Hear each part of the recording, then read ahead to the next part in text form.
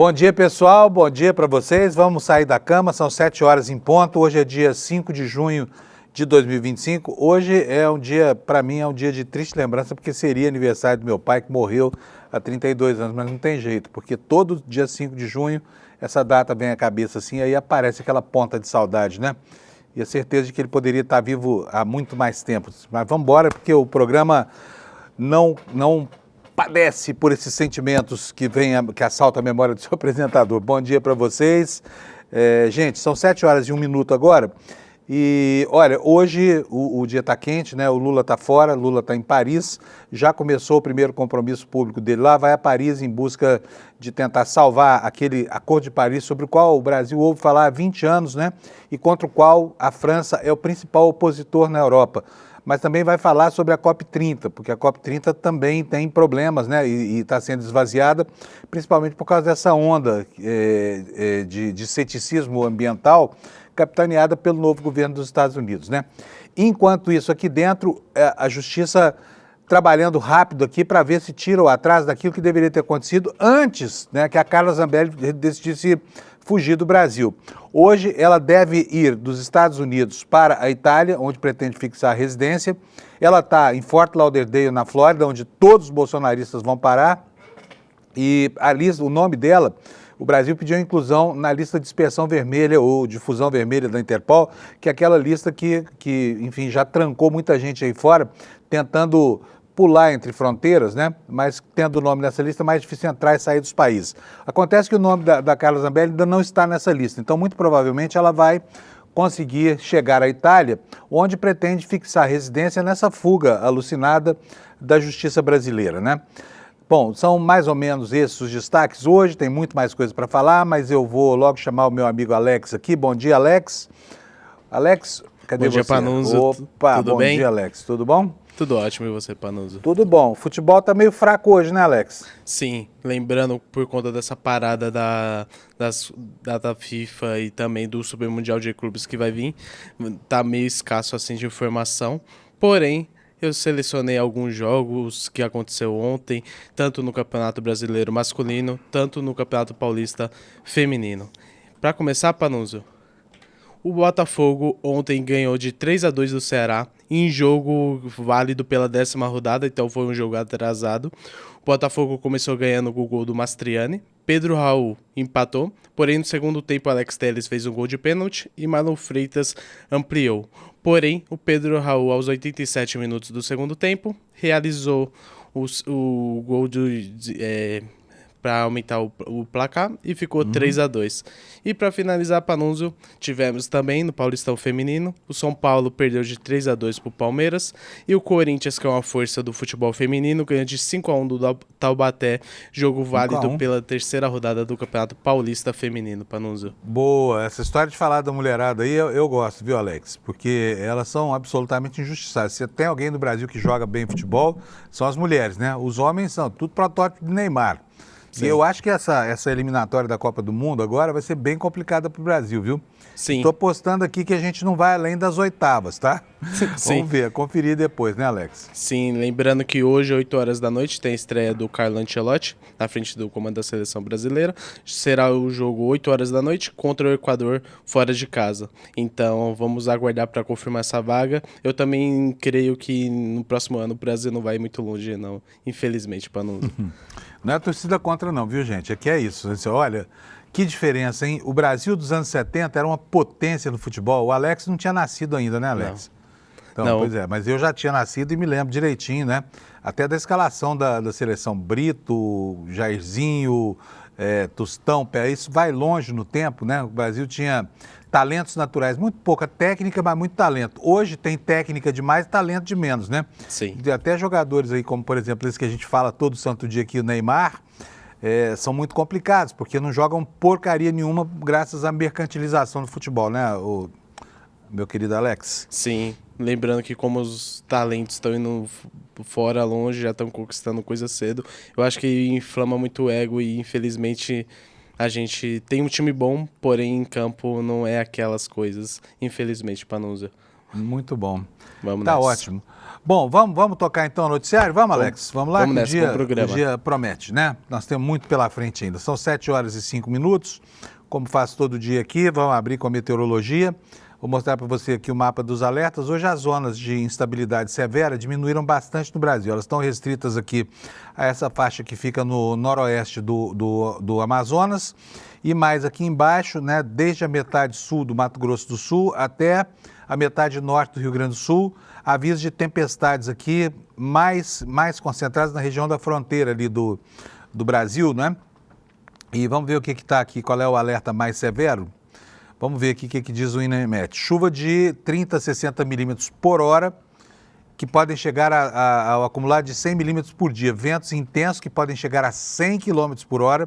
Risco de corte de energia, estragos em plantações e etc, etc. Isso vale aqui para toda essa região aqui, né?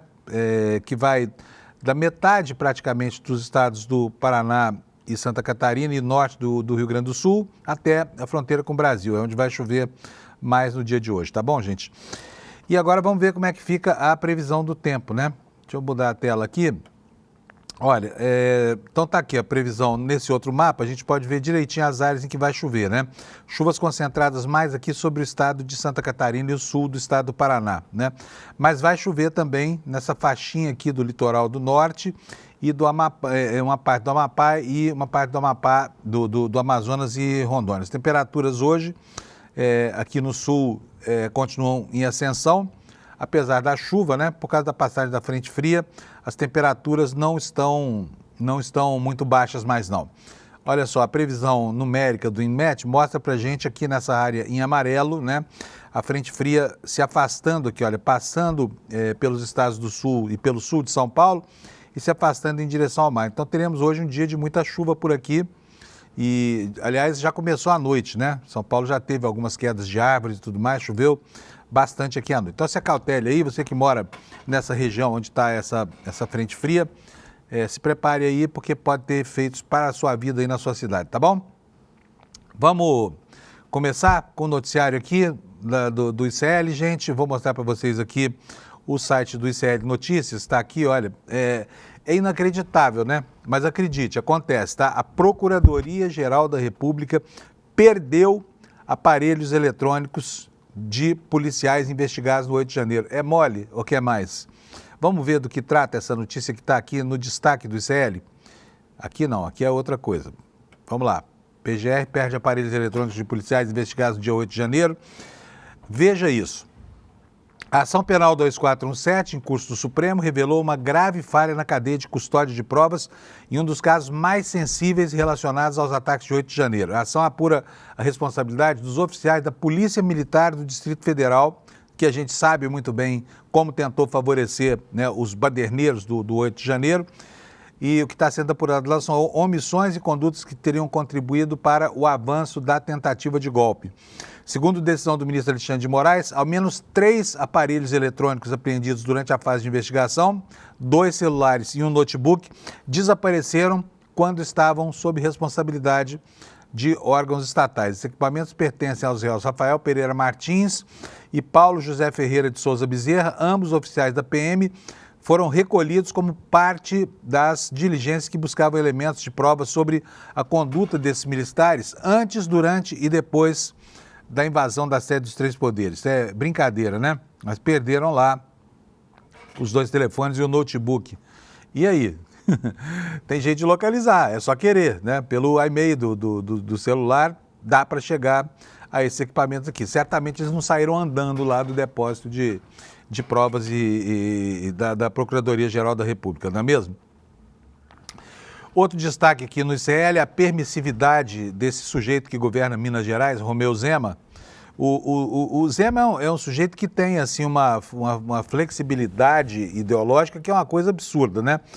Ele tentou ser um dos bolsonaristas aí na eleição passada, mal conseguiu, fez um primeiro turno pífio, o segundo turno aderindo ao bolsonarismo, foi eleito lá em Minas Gerais e agora está mostrando exatamente como é que é a estrutura ideológica da cabeça dele, né? E está dizendo isso aí, olha que absurdo aí na manchete do jornal. Diz que chamar o regime militar de ditadura é uma questão de interpretação. Que diabo de interpretação possível é essa sobre um regime que prendeu, matou, torturou, fez desaparecer e até hoje deixou aí sequelas, né, de ações que aconteceram 30, 40, 50 anos atrás, 60 anos atrás e que, como por exemplo, os desaparecidos, né? Onde é que está o corpo do Rubem, como é que ele chama, gente? Do Rubens Paiva, que está me dando um branco aqui de manhã. Onde é que está o corpo do Rubens Paiva? Onde é que estão os 400 e tantos desaparecidos até hoje que ninguém sabe onde estão, né? Mas para o governador de Minas, não foi ditadura, é uma questão de opinião. O governador de Minas Gerais, Romeu Zema, do Partido Novo, em entrevista à Folha de São Paulo, diz que classificar como ditadura o regime militar que vigorou no Brasil de 64 a 85 é questão de interpretação. Zema também disse que, caso seja eleito presidente da República, vai conceder indulto ao presidente Jair Bolsonaro se ele for preso. Quer dizer, ele é permissivo com uma ditadura clássica e é absolutamente tranquilo em relação aos crimes cometidos por um golpista como Bolsonaro. Que diabo de moralidade é essa ideológica do nosso governador lá das Minas? Ainda bem que é um político de segunda grandeza, né? Não vai jamais ganhar a eleição para presidente da República. Então, Bolsonaro, filho, pode dormir tranquilo, porque seu lugar ainda é na cadeia. Se depender do Zema ser eleito presidente da República, você está ferrado. Vai passar uns 30, 40 anos lá no Chilindró da Papuda ou de Bangu, que é quente pra caramba, hein? Bom, no entendimento do governador mineiro, o indulto a Bolsonaro seria comparável à anistia concedida a militantes. É a mesma coisa, né? Afinal de contas, o Bolsonaro foi perseguido pelo Estado brasileiro. Ele tá numa situação mesmo de dar pena, porque, né, é um Estado paralelo conspirando contra ele. Mentira! Imagina, que coisa mais esdrúxula, confundir o status de um golpista nato como Bolsonaro com o de gente que foi vítima das atrocidades de agentes do regime, né, que sequestraram, repito, mataram, baniram, torturaram, exilaram, enterraram, sepultaram, esconderam corpos que até hoje permanecem desaparecidos, né? Que diabo de moralidade é essa? Que conceito de moral e de ideologia é essa do governador de Minas? Aqui a explicação na nossa matéria. O Zema mira os votos dos bolsonaristas em uma eventual campanha à presidência da República. Está sonhando alto ele, né? Diz que não disputaria a eleição contra o ex-presidente, mas não descartou entrar na corrida caso o candidato da direita seja um dos filhos de Bolsonaro ou a ex-primeira-dama Michele. Abre aspas aqui para ele. Se ele for candidato, com toda certeza a direita vai trabalhar unida. Agora, se um filho, né, se for um filho, se for mulher, aí seria diferente, declarou o governador mineiro, já mirando. Olha aqui a foto, ó, do que ele acha que é igual, ó. A polícia perseguindo um estudante na manifestação, na passeata dos 100 mil lá no Rio de Janeiro, né? Essa aqui é a imagem da ditadura, viu, Zema? Se você não sabe, uma ditadura é um regime em que não há liberdades civis, não há garantia constitucional de nada, sabe? É muito diferente do que fez o Bolsonaro aqui, que chegou a ser ofensivo. Bolsonaro, que é um terrorista na sua origem, né? Lá para trás, queria botar bombas nos quartéis por causa de aumento do soldo e que foi um grande conspirador o tempo inteiro. Que declaração disparatada é essa, hein, Zema? Pelo amor de Deus.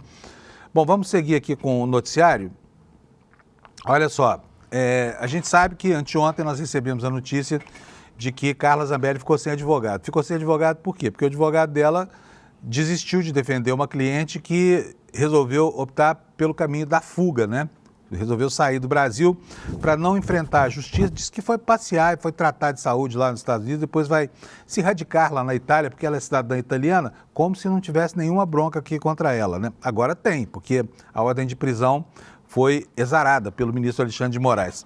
Mas esse sujeito aqui, olha, quem que é esse cara aqui? Esse cara aqui é o Vladimir Soares, aquele policial federal que era o X9 da turma do golpe.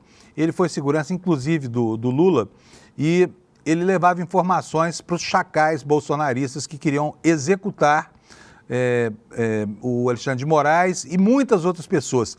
Esse terrorista aqui disse que ia matar que ia derrubar muita gente. Você lembra? Essa foi a frase dele no áudio que foi recuperado pela Polícia Federal. E agora está aqui, olha. os advogados dele deixaram o caso, ficou sem defensor por enquanto, né? Vamos ver o que aconteceu. Os advogados Vladimir Soares, policial federal preso, renunciaram à representação junto ao STF, decisão formalizada no dia 2 de junho, traz anteontem, por meio de uma petição assinada por Ramon Mas Gomes Júnior e Luiz Carlos Magalhães. No documento, os advogados alegam motivo de foro íntimo para deixarem a causa e solicitaram a exclusão dos seus nomes de futuras publicações processuais, deixando claro que não se responsabilizariam por atos subsequentes da defesa do acusado. A renúncia ocorre, diz aqui a reportagem no portal do ICL, em um dos casos mais emblemáticos relacionados ao golpe de 8 de janeiro. Vladimir Matos Soares ficou conhecido por áudios obtidos pela PF, como eu falei, em que falava abertamente sobre as intenções violentas desse grupo aqui, né? Ele falou o seguinte, olha, a gente ia matar meio mundo de gente e tinha que cortar a cabeça do Alexandre de Moraes, em referência direta ao ministro do Supremo, responsável pelo julgamento, inclusive dele, né? O despacho confirma essa renúncia dos advogados, foi assinado pelo ministro Alexandre de Moraes no dia 3 de junho e o relator determinou a intimação de Vladimir para que no prazo de 10 dias regularize a sua representação processual sob pena de ter um defensor dativo ou a Defensoria Pública atuando em seu nome lá no Supremo Tribunal Federal, tá? Olha, esse sujeito é uma das piores almas dessa história do golpe, hein? Se fossem advogados, se for com dativo, vai ser ótimo para o Ministério Público, porque não faltam provas contra esse chacal aqui, terroristazinho que pretendia derrubar meio mundo, que queria matar um montão de gente, né, para deixar o imperador Jair Bolsonaro lá de novo no cargo de presidente da República, a despeito de ter sido recusado pela maioria dos eleitores brasileiros, tá? Essa é a história. Com relação a Carla Zambelli, o que está acontecendo? Carla Zambelli desafiou abertamente o ministro Alexandre de Moraes, né? Prenda-me se for capaz, disse ela, que metaforicamente falando, foi exatamente isso que ela disse, mas foi isso que ela quis dizer. Diz que nem a Interpol vai detê-la. Será? Bom, olha só, as complicações contra ela vão se avolumando, porque além de já ter sido condenada a 10 anos de prisão por causa de uma palhaçada, de uma molecagem, né, de ter mandado um hacker invadir o CNJ e colocar lá uma falsa ordem de prisão contra o Alexandre de Moraes, agora ela vai ser investigada também, bota no ar aí para mim, Alex, a página, por coação e obstrução de investigação. Coação e obstrução de investigação foi determinação do Xandão, a PGR, que passa a investigá-la por isso. Quer dizer, o pepino contra ela vai crescendo na horta, né? Na horta cheia de capivaras dela. A matéria da Folha Press assinala que o ministro Alexandre de Moraes do Supremo determinou nesta quarta, ontem, né, a instauração de um novo inquérito contra a Carla Zambelli para apurar coação no curso de processo, no qual ela foi condenada em obstrução de investigação penal sobre organização criminosa. O que diz aqui o despacho do Xandão? As diversas entrevistas da ré no dia 3 de junho de 2025, indicam que sua fuga de território nacional se reveste, além da tentativa de impedir a aplicação da lei penal, também da reiteração de condutas criminosas em atentar contra instituições, por meio de desinformação, para desacreditar, eles falam descredibilizar, né? Eu nem sei se essa palavra está adicionalizada, mas ela está na moda.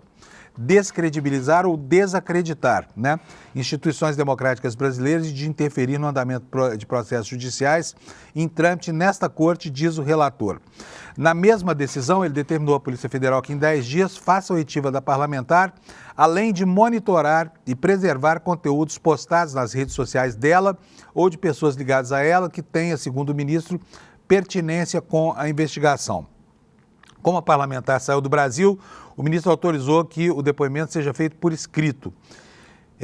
O despacho dele diz o seguinte: em virtude de encontrar-se fora do território nacional, defiro a possibilidade de que esclarecimentos sejam dados por escrito e que a mesma seja notificada, inclusive, pelos seus endereços eletrônicos. Ou seja, não vai haver necessidade nenhuma de ela ser notificada pelos advogados, né, citados lá no processo eletrônico, não. Ela vai receber um e-mail e o Xandão vai considerá-la citada. Não adianta porque, ave de arribação que é, corajosa pra caramba que é, ela bateu asas e voou para o hemisfério norte, migrando daqui para fugir da gaiola do Alexandre de Moraes, né?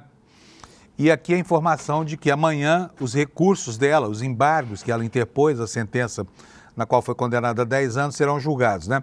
A matéria diz o seguinte: pouco antes da decisão, o ministro também pediu ao presidente da primeira turma, o Zanin, a convocação de uma sessão virtual extraordinária para julgar na sexta-feira os recursos da deputada. Ela foi condenada por unanimidade pelo colegiado a 10 anos de prisão, porque comandou a invasão dos sistemas do CNJ, Conselho Nacional de Justiça. E também nessa quarta, Moraes determinou a prisão preventiva da parlamentar. Portanto, agora, ela que dizia que não havia nada contra ela, já não pode mais dizer, né? Por quê? Porque agora há uma ordem, inclusive uma ordem internacional de captura. Daqui a pouco o nome dela vai aparecer lá na dispersão vermelha. Hoje até dei uma olhada nessa lista da Interpol e não achei o nome da Carla Zambelli, tá? Quero mostrar aqui para vocês. Difusão vermelha ou dispersão vermelha, difusão ou dispersão, chama Red Notice, a notícia, né? E tá aqui, olha, tem 45 brasileiros aqui nessa relação, mas nenhum deles, vou até colocar aqui para vocês, olha, nenhum deles é Carla Zambelli por enquanto. Portanto, nessa viagem que pretende fazer hoje, se é que vai fazer, porque ela mente tanto que não dá para saber exatamente se Carla Zambelli pretende mesmo sair dos Estados Unidos, para onde quer. Mas só tem traficante e outros tipos de foragidos de crimes comuns aqui, olha. Essa aqui é a dispersão vermelha. Nada de Carla Zambelli por enquanto, tá? Aqui também deveriam estar o Alan dos Santos e outros brasileiros que se pirulitaram por aí para evitar a ação da justiça. Mas, né, em alguns casos de crimes que podem ser confundidos com crime de opinião, a Interpol não aceita essa comunicação. Não vai ser o caso da Carla Zambelli, porque ela está condenada com trânsito em julgado, embora ainda tenha alguns recursos pendentes lá, que são esses embargos que vão ser julgados a partir da sexta-feira do Supremo, tá bom? Mas o nomezinho dela vai aparecer na dispersão vermelha da Interpol. Vamos passar aqui um pouco para o noticiário internacional, porque lá fora as coisas também estão acontecendo, né? E ontem, por falar em gente cruzando fronteiras por aí, o reizinho do mundo, o reizola Donald Trump, estabeleceu uma restrição para o recebimento de turistas e cidadãos de 12 países que não podem mais entrar nos Estados Unidos. Tá? Uma medida extremamente polêmica, discriminatória. Ele fecha definitivamente as fronteiras estadunidenses para cidadãos desses 12 países. Está na capa aqui do Washington Post. Quais são esses países? Olha, a maioria absoluta fica aqui, olha, entre a África e a Ásia, né? Mas tem também aqui a Venezuela e Cuba com restrições parciais, tá? Nesse mapinha aqui, vocês podem ver exatamente o que passa aqui com relação a essas restrições. O Trump falou que não quer esse pessoal lá nos Estados Unidos, foi o que ele disse, tá? E vou ler aqui para vocês a reportagem. Isso aqui é um completo absurdo, né? É um completo absurdo, mas tem absurdos maiores ainda, tá?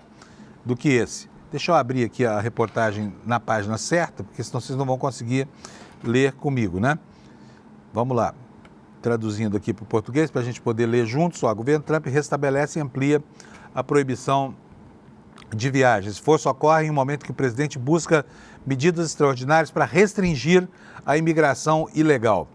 Na quarta-feira, ontem, o presidente Donald Trump restringiu a entrada de viajantes nos Estados Unidos, que vêm de mais de uma dúzia de países, ressuscitando e expandindo restrições abrangentes que ele já havia adotado no primeiro mandato, que devem gerar rápidas contestações legais, exatamente como aconteceu no passado. Essa ordem presidencial prevista para entrar em vigor em 9 de junho, segunda-feira, restringe totalmente a entrada de pessoas de onde? Afeganistão, Myanmar, Chad, República do Congo, Guiné Equatorial, Eritreia, Haiti, Irã, Líbia, Somália, Sudão e Iêmen. Também restringe parcialmente a entrada de viajantes de Burundi, Cuba, Laos, Serra Leoa, Togo, Turcomenistão e Venezuela, né?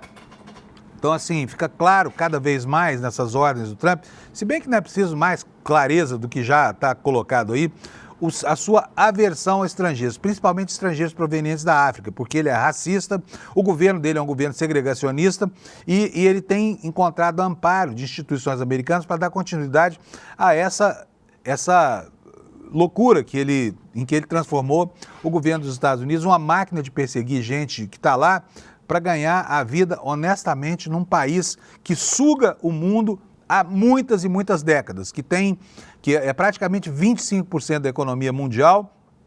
Por quê? Porque mantém uma relação de servidão com outros países do mundo, né? Bom, agora, quando a gente pensa em absurdos, os absurdos não são só em relação às discriminações que ele promove, tá? Lá dentro dos Estados Unidos também, as pessoas de boa fé, né, que estima-se que sejam pelo menos uns 40% da população, ficam com o queixo caído quando veem coisas como essa que vocês vão ver aí agora. Vocês sabem que ele teve a pachorra porque ele não se cansa de perseguir o Biden, né? E aproveita aqueles sinais tristes talvez de um eventual processo de senilidade, porque o Biden está velhinho, né? E está atacando o Biden o tempo todo, dizendo que ele mentiu para a população americana, de que escondeu o estado de saúde grave e de que pode ter tomado decisões que estão comprometidas por causa do estado de saúde ou por causa da falta de lucidez do seu antecessor. E olha o que ele fez agora, olha, ordenou uma investigação sobre o suposto encobrimento do declínio do Biden. Isso aqui não é só para sacanear o adversário político, tá? Isso aqui tem efeitos legais muito complicados. O que diz aqui a matéria do Washington Post? O presidente Donald Trump ordenou na quarta-feira uma ampla investigação para verificar se Joe Biden encobriu um declínio cognitivo quando estava na Casa Branca e foi incapaz de executar decisões presidenciais. Este é um pedido, diz o jornal, sem precedentes que, em teoria, poderia minar milhares de ações executivas e perdões de Biden. A ordem se concentrou em parte em saber se o uso que Biden fez do AutoPen, é uma máquina que usa tinta de verdade para duplicar uma assinatura humana em ações executivas, era legítimo, ou se os seus assessores usaram para esconder um presidente que não era cognitivamente capaz de assinar por ele mesmo. Estou falando que botaram uma máquina lá para fazer o Biden, para substituir o Biden nas assinaturas. Portanto, está sugerindo que o Biden seria um teleguiado dessa tecnologia, mas esse aqui não é um absurdo tão grande quanto o que ele, no começo da semana, falou que o Biden morreu em 2020 e tinha sido substituído por um avatar, por um clone, né? Então estão aí, as esquisitices continuam fazendo a festa da opinião pública americana, né? E deixando as pessoas lá embasbacadas com a capacidade desse sujeito de executar as suas perversidades, não é verdade? Bom, vamos prosseguir aqui com o noticiário internacional. Vocês sabem que o Trump está empenhadíssimo lá em construir campos de concentração, né? Para que ele quer expulsar 1 milhão de imigrantes dos Estados Unidos, mas o que ele quer além disso? Ele quer construir uma imagem de pavor para assustar essa comunidade e essas ações, né, dos primeiros meses do governo já cumprem esse papel. Está todo mundo apavorado lá. A gente mesmo aqui relatou ao longo dessa semana casos de famílias de brasileiros que estão temendo a chegada da polícia de imigração, que vai separar pais e filhos, né? E isso está acontecendo o tempo todo, porque são pais indocumentados de filhos que nascem em território americano e que muitas vezes não têm o registro, a naturalização, a cidadania, não tem uma certidão de nascimento emitida no seu país de origem. Um drama que acomete toda a comunidade de estrangeiros trabalhando lá nos Estados Unidos. Mas há muitos casos aqui, e hoje eu vi nos jornais que nos consulados e nas embaixadas, a procura por certidões de nascimento brasileiras para evitar o esfacelamento dessas famílias aumentou 43% nos Estados Unidos. Ou seja, os casais que tiveram filhos nos Estados Unidos e que não registraram como cidadãos brasileiros estão apavorados com a perspectiva de um dia serem separados de seus filhos e, por isso, procuram regularizar a situação, dando ao filho o documento brasileiro, porque ele deixa de ser apátrida. Outro dia mesmo a gente mostrou aqui o caso de uma garotinha chamada Manu, que estava no interior de São Paulo com a família, deportada dos Estados Unidos, né? Ela sendo cidadã americana e não tendo papéis brasileiros. É uma apátridazinha, filha de um casal de brasileiros que nasceu em território americano e como lá o direito à cidadania se dá pelo solo, pelo local de nascimento, ela é cidadã americana. Mas os pais poderiam ter procurado o serviço consular e registrado o nascimento de uma brasileira, coisa que não fizeram e que a maioria dos imigrantes não faz. E aí acontece essa situação terrível de sujeitar pais e filhos a uma separação drástica, de repente forçada pela brutalidade das políticas lá do Donald Trump, né? Mas esses campos de concentração que ele vem construindo servem principalmente para a produção de um conteúdo imagético, né, para um simbolismo do pavor que ele quer infundir entre os imigrantes para ver se eles deixam os Estados Unidos, né? Mas a justiça vem barrando essas iniciativas e esta matéria aqui também do Washington Post mostra isso para a gente. Olha aí, planos para o maior centro de detenção do ICE, centro de detenção é campo de concentração, interrompidos em meio à revisão do departamento que era chefiado lá pelo Elon Musk. O que diz a matéria? O governo federal suspendeu um plano para contratar por 47 milhões de reais obras para um centro de detenção de imigrantes expandido na Geórgia, em meio a uma revisão do contrato pelo serviço do Departamento de Eficiência Estatal, lá do Elon Musk, de acordo com a autoridade local. Um funcionário do Serviço de Imigração e Alfândega informou às autoridades locais do condado de Charlton, na Geórgia, na quarta-feira, que a agência não consegue prosseguir com o plano de reabrir uma antiga prisão como campo de concentração, que o jornal chama de centro de detenção de imigrantes. O condado descartou os planos de realizar uma votação sobre o contrato que estava marcada para quinta-feira. Bom, então está aqui, a confusão toda feita pelo Trump lá nesse departamento de eficiência compromete, inclusive, o comportamento do próprio departamento de eficiência, né? E sobre essa história da expulsão, não, aqui eu já mostrei, vou passar direto por aqui. Só quero mostrar no New York Times a frase terrível do Trump, né? Não os queremos, nós não os queremos aqui. E aí o Trump assinou a proibição de viagem para esses, de cidadãos desses 12 países, né, que ele elenca como grandes inimigos dos Estados Unidos. Então, essa população inteira está discriminada. E isso depois cai na justiça, viu, gente? Vocês não tenham dúvida disso, né?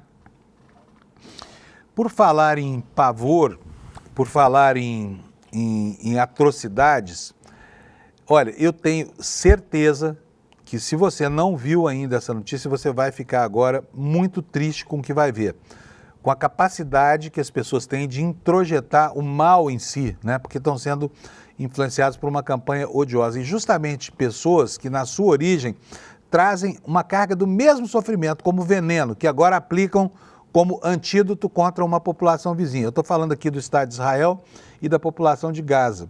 No site Brasil de Fato, olha a manchete. Que coisa terrível ler isso aqui.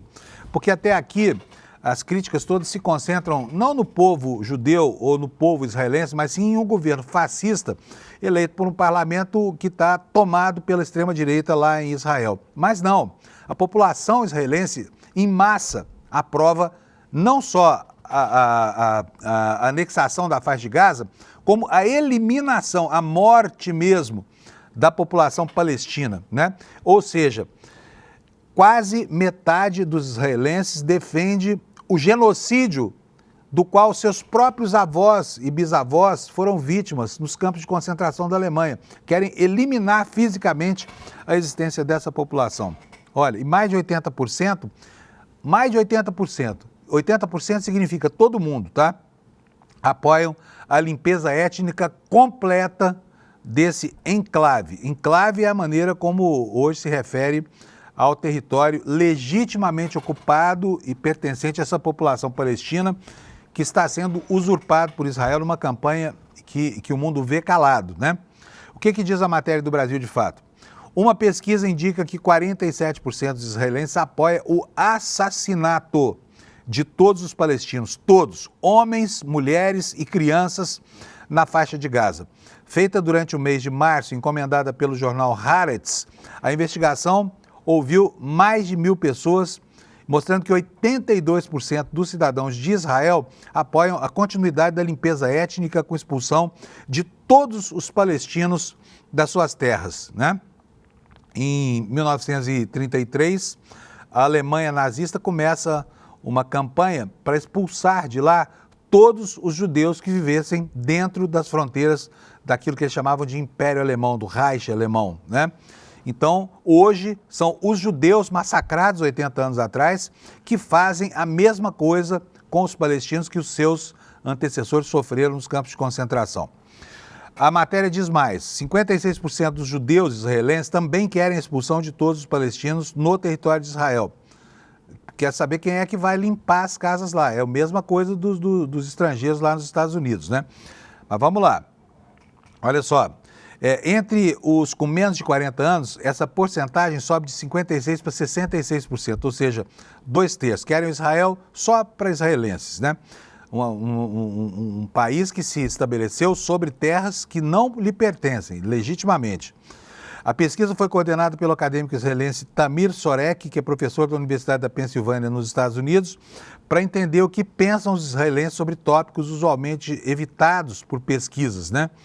Segundo os dados divulgados pelo Haaretz, a religiosidade teve um papel importante nas respostas, porque quanto mais religioso o entrevistado, maiores as chances de apoiar a limpeza étnica e a morte de palestinos com base em textos do Primeiro Testamento, do Velho Testamento. E aqui eu lembro a passagem aqui da tomada de Jericó.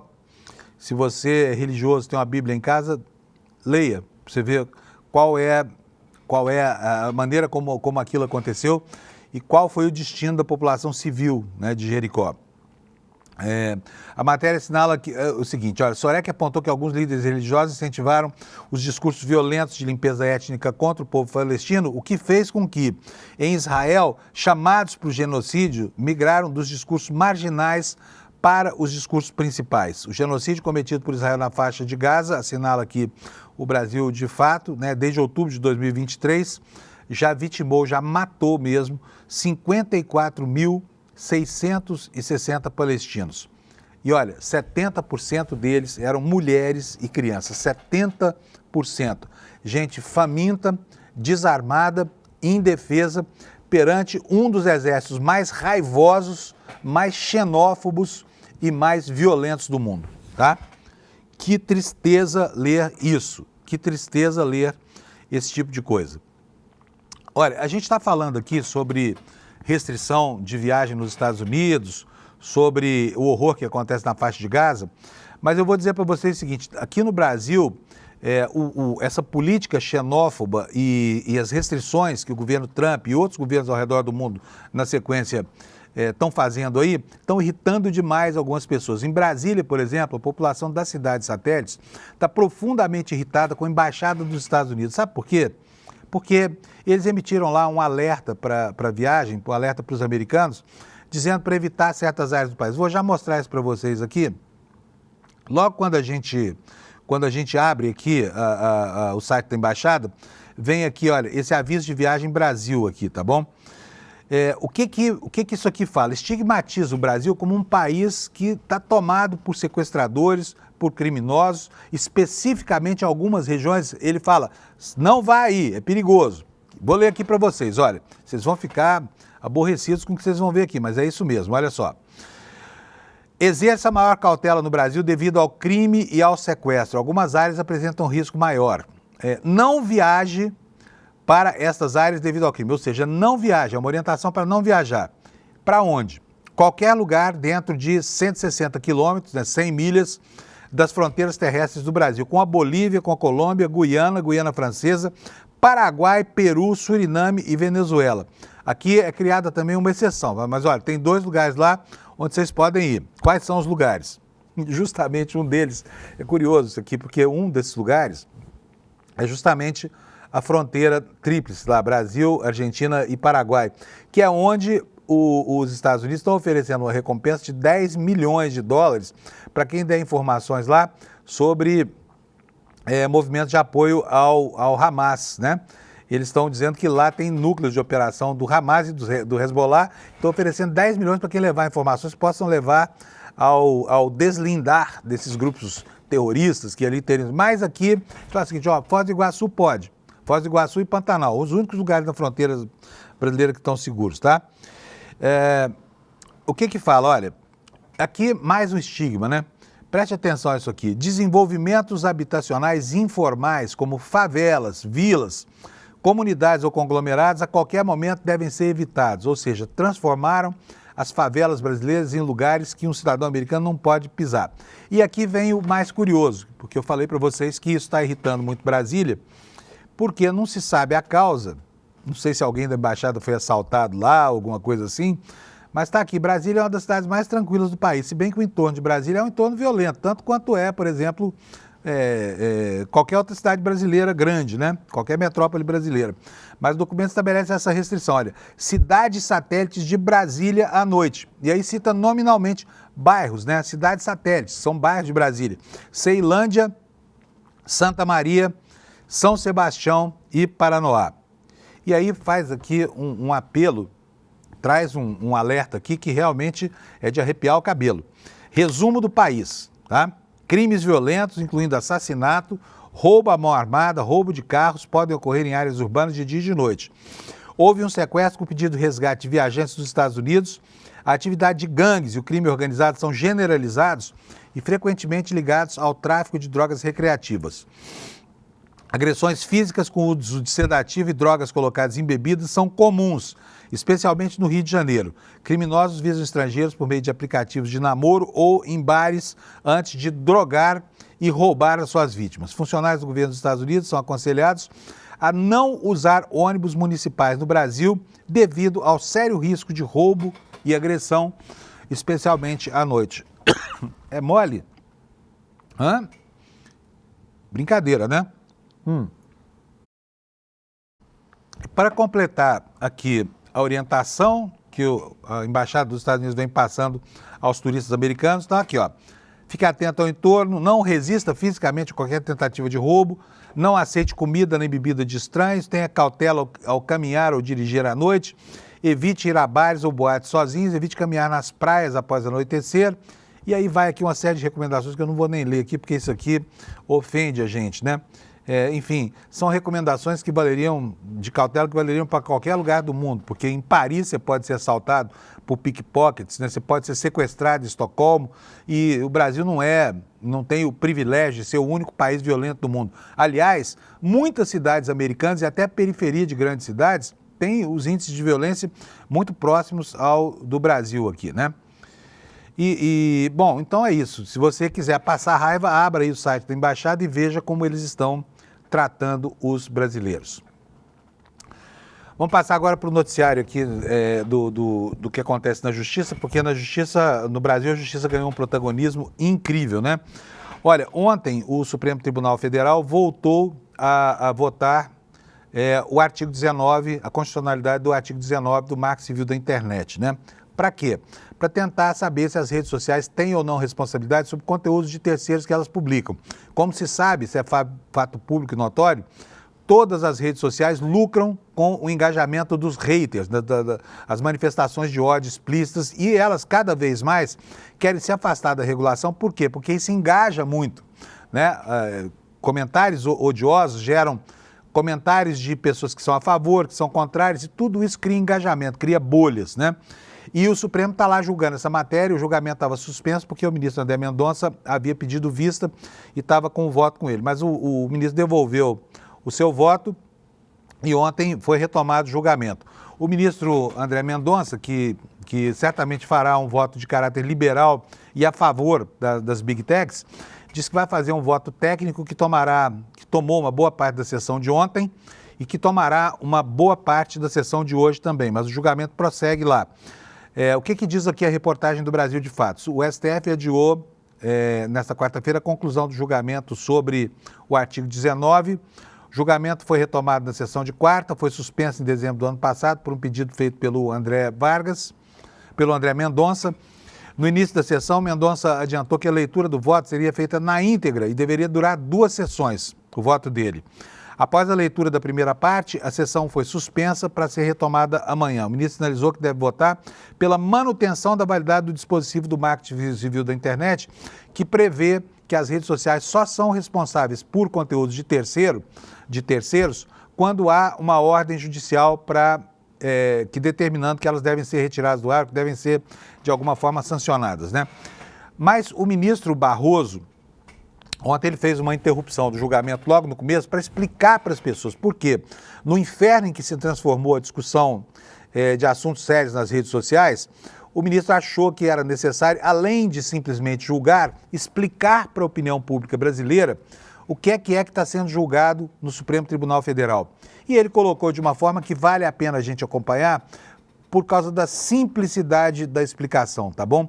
O que está sendo julgado lá é o direito que as pessoas têm de se defender de ações perpetradas por redes sociais. É só isso. Vamos ver aqui o vídeo com essa explicação e preste atenção porque é muito simples de entender. É preciso ter muita má fé para não entender essa mensagem do presidente do Supremo. Roda para nós, Alex. Polarização existe em todo o mundo e sempre existirá onde houver liberdade de pensamento. Quem acompanha a história sabe disso. Na Revolução Francesa, desde o início, já havia à direita os que defendiam mais poderes para o monarca e à esquerda os que defendiam menos poderes para o monarca. Nos Estados Unidos, já na sucessão do George Washington, havia os federalistas do John Adams que queriam mais poder para o governo federal e os republicanos que queriam mais poder para os estados. Portanto, sempre haverá polarização de ideias em democracias e é bom que seja assim. Porém, a polarização deve ser entre ideias contrapostas. Não pode ser entre os que têm boa fé e os que agem de má fé. O judiciário não está legislando e muito menos regulando em caráter geral, abstrato e definitivo as plataformas digitais. Nós estamos julgando pretensões que chegaram ao tribunal por via de recursos.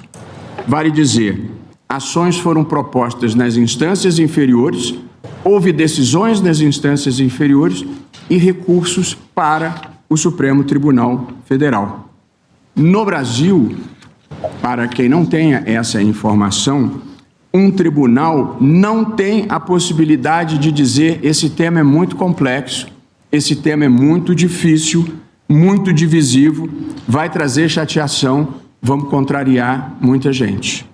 Ou não pode dizer tão pouco, já que não tem lei a respeito, eu não julgo. Quando a lei for omissa, o juiz decidirá o caso, no imperativo. Pois é, a explicação do ministro Barroso, ela mira a opinião pública brasileira, mas ela também mira, né, aqueles algozes do Supremo Tribunal Federal aí fora, que ele está explicando. Gente, eu não posso deixar de julgar uma reclamação que chega aqui. O tribunal não pode fazer isso. Não pode dizer, tudo bem, não tem lei, não está previsto na lei, então a gente não vai julgar. E é o que está sendo feito lá agora, é simples assim, tá? Enquanto isso, o mundo inteiro fala aí, o Supremo Tribunal Federal, o Tribunal da Ditadura Brasileira, continua censurando conteúdos da internet e não é absolutamente nada disso. Agora de manhã continua lá, agora de manhã não, é à tarde, continua a sessão do Supremo, o ministro André Mendonça lendo aquele voto enorme para justificar uma posição favorável às Big Techs, tá? Muito provavelmente o artigo 19 cai, né? E as redes sociais passam a ser responsabilizadas por quem for ofendido, né? Por mensagens ali postadas por terceiros nas redes sociais, né? Mas esse julgamento ainda vai longe, é capaz de não acabar hoje, tá? A julgar pela perspectiva aberta ontem pelo ministro André Mendonça, que falou, vou gastar toda a sessão de hoje mais a de amanhã para chegar ao final do meu voto, e vai mesmo. Nós temos um outro fato interessante, esse é um fato administrativo, mas que decorre de uma situação criada também pelo Supremo Tribunal Federal, que foi a condenação de um militar da Marinha pela participação na bagunça toda lá do 8 de janeiro. Ele se chama Marco Antônio Braga Caldas, né? Ele estava na reserva, né? Mas foi expulso da Marinha depois que foi condenado a 14 anos de prisão pelo Supremo, porque participou da invasão à sede dos Três Poderes, manchete que a gente vê aqui no site G1. A matéria diz o seguinte, a Marinha confirmou nesta quarta que expulsou por motivos disciplinares o suboficial Marco Antônio Braga Caldas. Com decisão, ele se tornou o primeiro militar expulso das Forças Armadas porque participou dos atos democráticos do 8 de janeiro de 2023. Caldas foi condenado pelo Supremo Tribunal Federal a 14 anos de prisão por 5 crimes em março de 2024. Em nota, a defesa do militar afirmou que não é juridicamente admissível que uma sanção disciplinar tão severa quanto a exclusão fundamente-se exclusivamente em condenação penal sem análise autônoma da conduta funcional do militar à luz dos valores, princípios e deveres éticos que regem a carreira militar. Advogado escreve fácil, né, gente? Ainda mais com a ajuda do ChatGPT, porque o cara tem provas contra ele. Esse sujeito aqui, ó, tem provas sobejas contra ele de que participou do Badernasco lá em Brasília.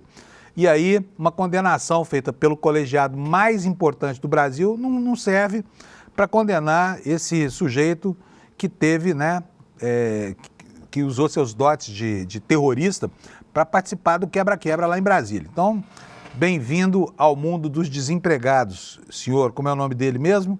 Marco Antônio Braga Caldas. Vai ter que arranjar emprego agora de segurança numa loja. Sobre Carla Zambelli.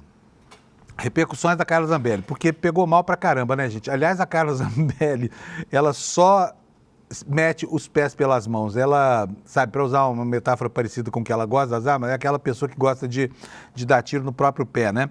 E o que aconteceu? Com a fuga dela, acendeu uma luz amarela lá no Supremo Tribunal Federal. Por quê? A fuga da Carla Zambelli, gente, foi cantada por ela. Ela disse, dias antes de ser condenada, que não suportaria prisão, que estava doente, que é uma pessoa muito... Dá até pena de ouvir, assim, aquela debilidade do estado de saúde dela declarada por ela mesma. Sabe? Na hora de perseguir gente com arma em punho na mão no dia da eleição, ela é saudável, né? Sai correndo, faz malabarismo, essa coisa toda. Né? Na hora de ter disposição para lutar contra as instituições brasileiras, para mentir, construir ardis, como por exemplo a contratação do Delgatti para invadir o sistema do CNJ, tudo bem, saúde boa. Aí na hora que chega a bronca, ai, minha saúde é frágil, eu não vou suportar. Mas ela cantou a bola. Ela disse que não suportaria prisão.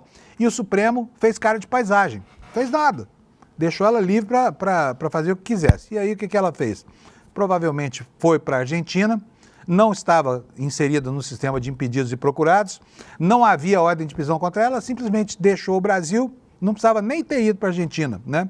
Porque ela fez a estratégia do fugitivo, fez a estratégia do PC Farias, fez a estratégia de todo criminoso do Comando Vermelho que é pego aqui, a polícia sabe onde ele está, ele se pica para lá, para o Cone Sul, para ficar a salvo da ação da justiça. Ela tomou esse caminho e aí deixou o bolsonarismo numa situação muito ruim. Por quê? Porque hoje em dia, né, o Xandão já mandou tocar o inquérito lá contra o Bolsonaro. Aliás, o Bolsonaro vai ser ouvido hoje, hein? Eu já vou dizer para vocês o que vai ser isso aí. Mas, enfim, criou um ambiente muito ruim, porque agora o Supremo Tribunal Federal está na obrigação de observar sinais que ele não observou. E que acabaram redundando na fuga da Carla Zambelli. E aí, olha só, nós temos aqui uma reportagem da Letícia Casado hoje no portal UOL, em que ela está falando dessa pressão que a atitude da Carla Zambelli exerce sobre o Bolsonaro lá nos processos que ele responde no Supremo Tribunal Federal. A matéria fala o seguinte, olha, Bolsonaro presta depoimento hoje à Polícia Federal e também segunda-feira que vem ao Supremo Tribunal Federal, e isso tudo acontece num ambiente de pressão provocada pela fuga de Carla Zambelli. A decisão da deputada foi anunciada anteontem, causou muito incômodo na família Bolsonaro e até em aliados do clã. O momento é particularmente delicado porque nesta tarde, hoje, Bolsonaro presta depoimento à Polícia Federal na investigação que trata das ações do filho dele, Eduardo Bolsonaro, o famoso Bananinha, lá nos Estados Unidos. Na próxima semana, segunda-feira, como eu falei, dia 9, ele vai ser investigado no processo no Supremo, em que é réu, mas esse agora é por tentativa de golpe de Estado. Esse aqui é o processo bravo, que vai dar ao Bolsonaro mais de 30 anos de cadeia. Um aliado, diz a reportagem, afirma que Jair Bolsonaro está sendo orientado a manter a calma e não cair em uma eventual armadilha ou provocação nos interrogatórios. Carla Zambelli fugiu do Brasil para não cumprir a pena de 10 anos por um ataque hacker ao CNJ. Ela diz ser vítima de perseguição política por parte de Alexandre de Moraes e tem se colocado na mesma situação do deputado Eduardo Bolsonaro. Aliás, é um despropósito, até porque o Bananinha não é réu em nenhum desses processos, por incrível que pareça. Até deveria ser, mas não é. Então ele está livre para ir para onde ele quiser. Se quiser ir para Nibiru, para Conchinchina, para Ratanabá, ele vai, né? A Carla Zambelli não. A Carla Zambelli tem uma condenação, embora não houvesse ainda uma ordem de captura contra ela, ela tinha a sentença já na fase apenas dos embargos para o cumprimento da sentença. Ou seja, ela ia ser presa mesmo. Então a situação dela tem nada a ver com a do Bananinha, tá? Nada a ver, pelo menos por enquanto, porque o Bananinha ainda está solto por aí e livre de qualquer condenação, né? A matéria ressalta o seguinte, olha, Eduardo Bolsonaro está há meses articulando junto a congressistas americanos sanções contra o ministro Alexandre de Moraes. Em março, quando se licenciou do mandato, ele não era investigado e tampouco respondia a algum processo, mas a situação jurídica mudou no fim de maio, quando ele passou a ser investigado, por causa da atuação dele lá nos Estados Unidos, a pedido do Lindbergh Farias, líder do PT na Câmara. A PGR diz que ele estaria tentando atrapalhar o avanço do processo contra o pai aqui no Brasil, pediu para o ex-presidente ser ouvido nesse inquérito, uma vez que Jair Bolsonaro disse que estaria bancando a estadia de Eduardo fora do país. E na compreensão do Procurador-Geral da República, o único beneficiário dessa campanha, por óbvio, quem seria? Jair Messias Bolsonaro. Então, na noite de ontem, o Alexandre de Moraes autorizou a abertura de um novo inquérito para investigar a Carla Zambelli por condutas semelhantes, né? Ou seja, coação no curso de processo, né? E tentativa de obstruir o andamento da justiça, né? As coisas vão se avolumando para essa gente, né? Elas vão se somando aí ao rol de acusações que existe já contra esse pessoal. Sobre o depoimento de Bolsonaro, vou usar aqui a revista Fórum para falar sobre isso. A matéria diz que ele depõe hoje, quinta-feira, que ele é réu por golpe de Estado, foi intimado a esclarecer se teve envolvimento nessas conspirações golpistas que o filhote dele, né, o filhote Eduardo Bananinha, trama lá nos Estados Unidos. A investigação contra Eduardo, conduzida por Alexandre de Moraes, teve início logo após a representação do advogado Lindbergh Farias, como eu falei, que denunciou uma organização criminosa atuando para tumultuar o julgamento do processo, tá bom? Gente, um pouquinho aqui sobre o Lula. O Lula está lá na França, eu falei lá no comecinho do jornal. Vou me valer aqui de uma matéria do UOL para explicar para vocês o que ele está fazendo lá nessa viagem, né? Aqui a foto dele, Janja e Companhia Limitada, com Macron, primeira-dama, etc. O presidente Lula da Silva iniciou nesta quinta-feira uma visita à França para fortalecer a relação e abordar com seu homólogo sobre as questões afetas à guerra da Ucrânia e também em Gaza. Quero mostrar para vocês, Alex, o vídeo em que o Lula fez ontem, uma manifestação bastante assertiva sobre esse massacre genocida, fascista, que o Estado de Israel promove lá em Gaza. Vamos ver o que disse o Lula sobre isso? É exatamente por conta de que o povo judeu sofreu na sua história que o governo de Israel deveria ter bom senso e humanismo no trato com o povo palestino. Eles se comportam como se o povo palestino fosse cidadão de segunda classe.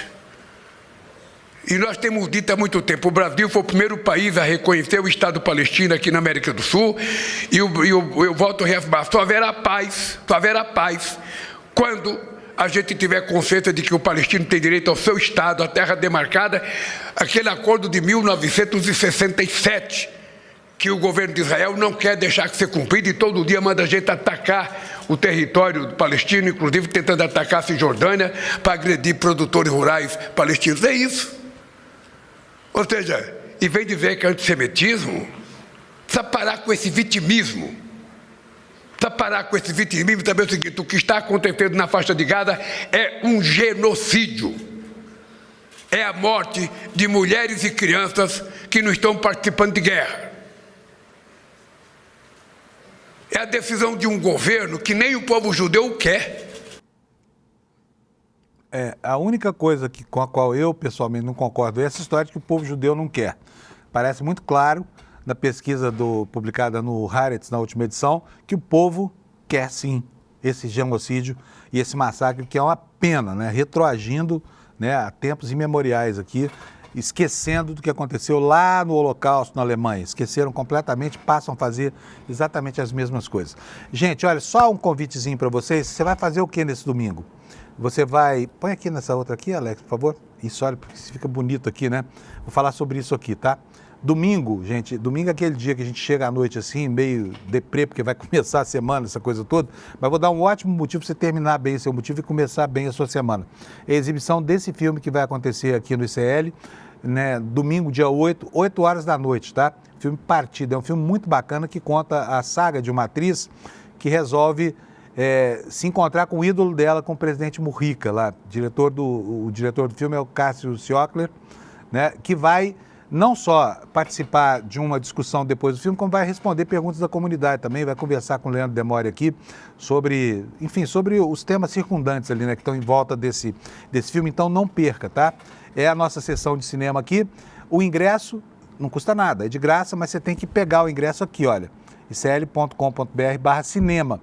Então, anota já, faz a sua inscrição aqui, pega logo o seu convite, porque assim você não esquece, né? Hoje é quinta-feira, nós só vamos ter amanhã para repetir isso para você, mas já vai aqui, olha, então se você quiser, vou deixar aqui esse QR Code na tela mais um minutinho, para que você possa ir lá e fazer a sua inscrição aqui no icl.com.br/cinema, tá bom?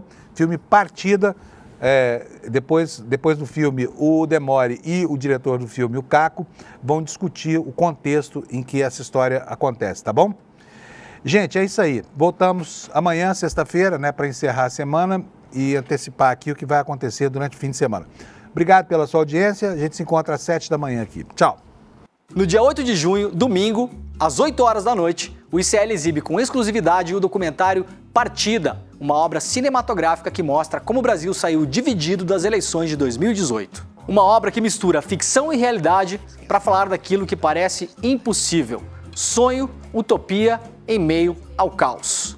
Nós veremos juntos uma mulher que sai desiludida das eleições de 2018 e decide fazer uma viagem para o Uruguai para conversar com o então presidente Pepe Mujica em busca de inspiração.